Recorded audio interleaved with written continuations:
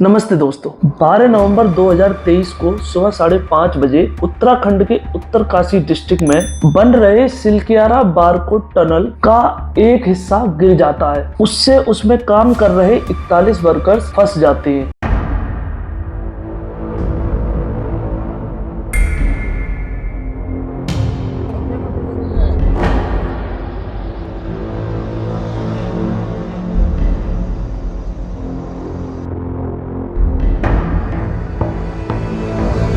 अब जब ये एक्सीडेंट हुआ उसके तुरंत बाद ही स्टेट गवर्नमेंट एक रेस्क्यू ऑपरेशन लॉन्च करती है, ऑपरेशन जिंदगी, जिसको natural disaster response force NDRF, दी state disaster response force SDRF, Uttarakhand police engineers जो कि Indian army corps of engineer से थे, और प्रोजेक्ट शिवालिक जो कि BRO यानी बॉर्डर रोड ऑर्गेनाइजेशन का है, वो सब मिलके इसके ऊपर काम करना शुरू करते थे। उसके अलावा इनको कुछ प्रोफेशनल्स भी ज्वाइन करते हैं, जिनमें टनलिंग एक्सपर्ट आर्नोल्ड डिक्स और क्रिस कूपर भी थे।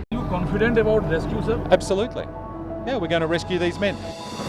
अब वहां पे हुआ क्या, उस पे एक नजर डालते हैं। जैसा अपन देख सकते हैं कि जो टनल है वो 4.5 किलोमीटर यानी 4500 मीटर लंबी है और वो दोनों तरफ से खोदी जा रही थी। दोनों तरफ यानी एक तरफ सिलक्यारा और दूसरी तरफ दंदलगांव बारकोट, जिसमें सिलक्यारा की तरफ से 2340 मीटर का काम हो चुका था और दंदलगांव की तरफ से 1750 मीटर का काम हो चुका था। 441 मीटर का कंस्ट्रक्शन का काम अभी बाकी था। तो सिलक्यारा की तरफ से जो 41 वर्कर्स अंदर काम करने गए थे, एक्सीडेंट के बाद उनके एक तरफ 441 मीटर की अनकंस्ट्रक्टेड यानी जिसका कंस्ट्रक्शन का काम हुआ नहीं है वो दीवार थी, और दूसरी तरफ एक्सीडेंट की वजह से मलबे की 60 मीटर की दीवार बन गई थी, जिसकी वजह से जो वर्कर्स थे वो बीच में फंस गए थे। अब उनके पास सिर्फ 4 से 5 दिन की ऑक्सीजन थी, तो उनको कैसे बचाया गया और सबको कैसे सेफली निकाला गया, यही है ऑपरेशन जिंदगी।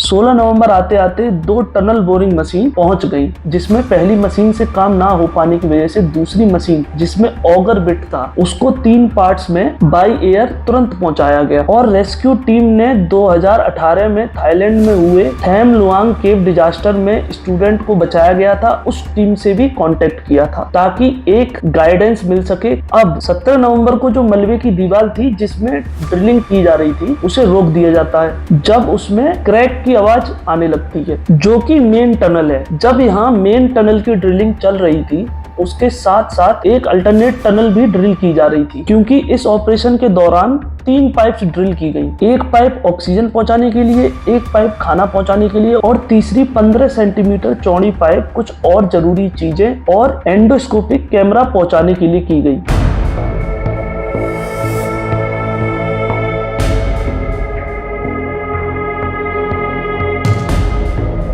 इधर 19 नवंबर तक BRO ने भी एक 1.15 किलोमीटर यानी 1150 मीटर लंबी रोड टनल के ऊपर जो पहाड़ था उसकी टॉप तक के लिए बना दी थी और वर्टिकल शाफ्ट ड्रिलिंग करने का प्लान सोचा ताकि रेस्क्यू ऑपरेशन किया जाए।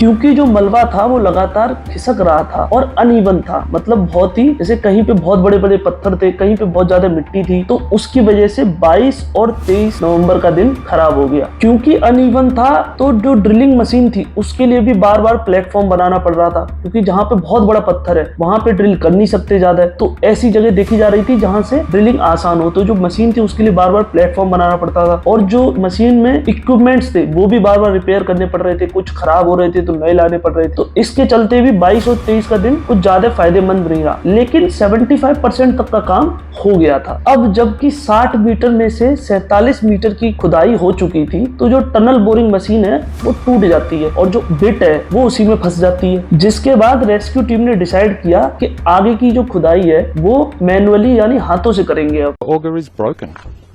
Yeah, broken. It will be repaired or not? Yeah, the machine is busted. Sir, So the count. auger will be So repaired or not? no, it's irreparable. It is destructive. more work from No more work from auger.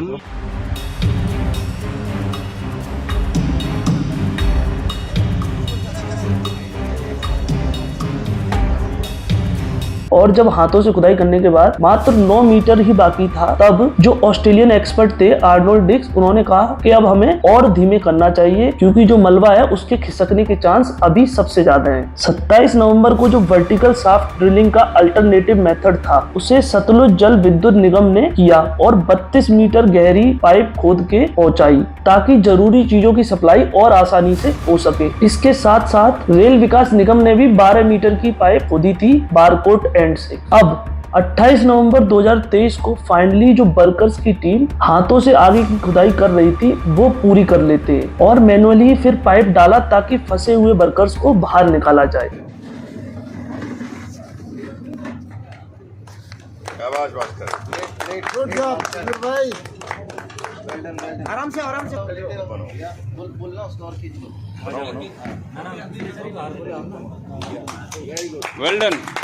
Well done Bhaskar, well done यार, congrats.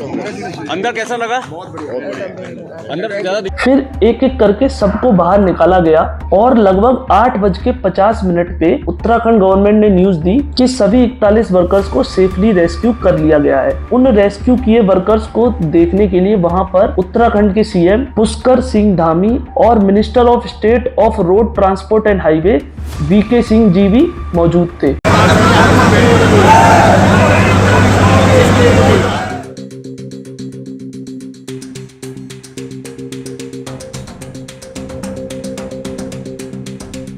Rescue किए workers को तुरंत चिन्यालीसौर में